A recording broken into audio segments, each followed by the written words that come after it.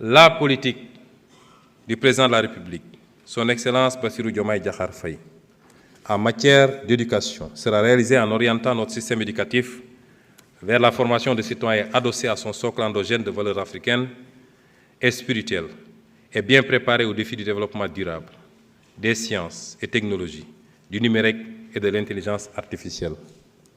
Le système éducatif que nous allons bâtir offrira à tout Sénégalais, quelle que soit sa situation sociale, les compétences générales et spécifiques lui permettant d'apporter sa contribution au développement de son pays. L'obligation scolaire, 10 ans, sera appliquée dans toute sa rigueur, avec pour ambition une réduction du taux de déperdition scolaire à 10% au maximum.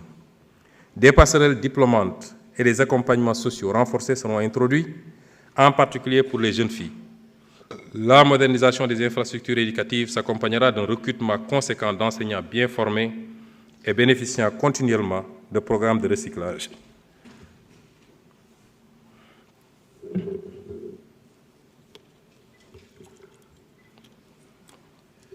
Je vois beaucoup de députés boire alors que c'est moi qui parle.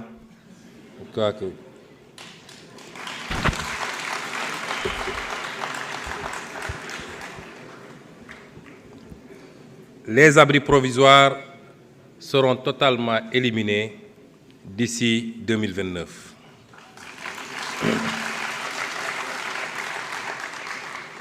Les technologies émergentes comme l'intelligence artificielle seront introduites dans les curricula et davantage d'élèves seront orientés vers les filières sciences, technologies, ingénierie et mathématiques. Le multilinguisme sera promu, d'une part grâce à la généralisation de l'enseignement de l'anglais à l'élémentaire et d'autre part par l'utilisation des langues nationales dans le système éducatif et de formation pour que tous nos enfants sachent lire et écrire dans au moins une langue nationale. Les daara seront entièrement intégrés dans le système éducatif et mis à niveau pour ce qui concerne leurs infrastructures, les équipements et référentiels. La formation en alternance sera fortement développée, garantissant à de nombreux jeunes un apprentissage pratique et une transition rapide vers l'emploi. Les jeunes bénéficieront de ce dispositif qui sera soutenu par un fonds national et des incitations fiscales pour les entreprises partenaires. Des systèmes de certification par crédit transférable seront instaurés. Les dispositifs d'apprentissage traditionnels auprès d'artisans et d'entreprises informelles seront appuyés pour permettre à des centaines de milliers de jeunes d'acquérir des compétences reconnues sur le marché du travail. Dans la même perspective, le gouvernement procédera à la mutualisation et à l'optimisation des structures, des interventions et des ressources de toutes les structures publiques, projets et programmes de soutien à l'emploi et à l'entrepreneuriat des jeunes. Une grande coalition pour l'emploi sera mise en place, ainsi qu'un observatoire de l'emploi et des qualifications professionnelles, qui sera un véritable système d'information sur le marché de l'emploi. Le développement de l'emploi local se fera également à travers l'attribution de nouvelles compétences aux collectivités territoriales pour le soutien aux activités dans les principaux bassins d'emploi comme l'agriculture, l'élevage, la pêche, l'aquaculture, le commerce, l'artisanat et le tourisme. Un service civique professionnalisant sera introduit. Il aidera à accompagner l'acquisition de compétences professionnelles que les jeunes pourront exercer, notamment dans les travaux d'intérêt public. Concernant l'enseignement supérieur,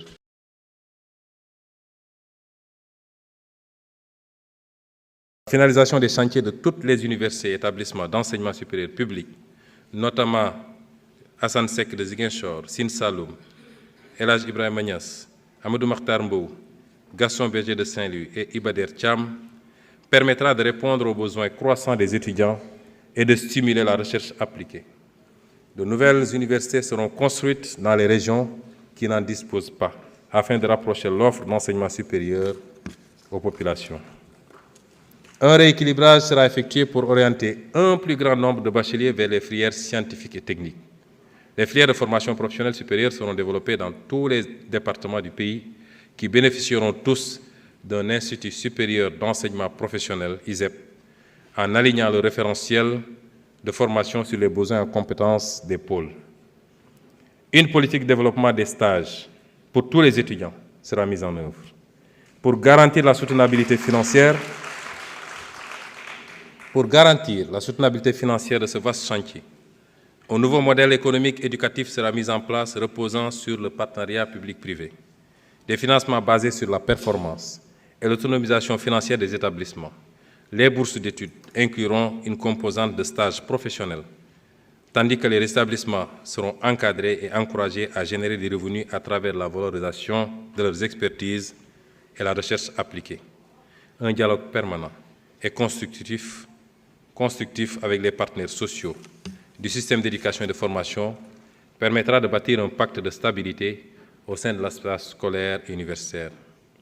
Dans le domaine de la santé, nous devons continuer d'offrir des soins de qualité accessibles à toutes les couches de la population avec des professionnels motivés. Nous insisterons sur l'amélioration de la gouvernance avec un accent particulier sur les ressources humaines, le financement, l'organisation et la gestion. À travers une approche multisectorielle, l'État renforcera la mise en œuvre de la stratégie de la santé dans toutes les politiques pour agir sur tous les déterminants de la santé. Dans toutes les régions, des unités de détection et de prise en charge précoce des maladies chroniques et des épidémies seront mises sur pied, de même que des services d'accueil, d'information et d'orientation fonctionnelle avec du personnel bien formé et qualifié. Les services d'accueil des urgences seront élargis et modernisés avec du personnel mieux motivé. Des financements innovants seront recherchés, y compris par le biais de la promotion de la culture de l'épargne pour la santé et la portabilité de l'assurance maladie. La digitalisation intégrale de la santé se fera à travers le déploiement des plateformes numériques et systèmes d'information digitalisés. Le tout dans un cadre respectant les principes éthiques et garantissant les droits des acteurs. Le dossier patient informatisé, déjà disponible, sera mis à l'échelle au fur et à mesure avec une approche régionale.